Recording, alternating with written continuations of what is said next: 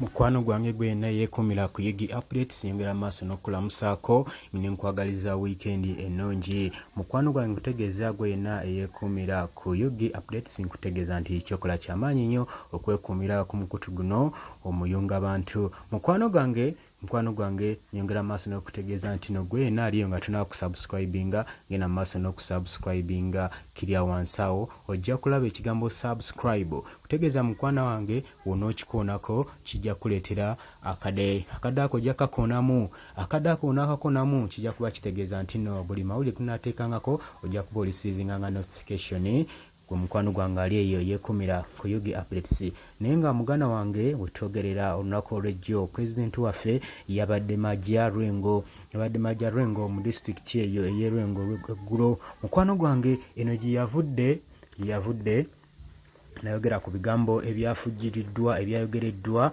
Mathias Mpuuga ne Abedi Bwanika. Gwe mukwano gwange ali eyo atuulira ali ku Yugi Updates kutegeeza nti no Lwengo pulezidenti waffe yabadde agenze ku maziika gwa mukwano gwe nfanfe amanyiddwa nga Pascal Sekasamba onono nga yafiiridde e Bungereza eyo gy'abadde awangaalira. Gwe mukwano gwange ali yampuliriza yeekumira ku Yugi Updates. Mukwano gwange newankubadde ebigambo byayogeddwa bingi ne boogera ebigambo bingi naye pulezidenti waffe yagambye nti no yavuddeyo n'agamba nti no n'agumya abantu n'abagamba nti no mukkakane era mugume emitima mugume n'emyoyo ebyo bya bulijjo byogerwanga bulijjo. Mu kwogera kwe yagambye nti yakubiriza nnyo abantu okusigala nga bali bumu basigale nga bali bumu nga bali kimu baleme kubuukabuuka basigale nga bali bumu babeere kyakulabirako ekirungi eri struggle eno egenda maaso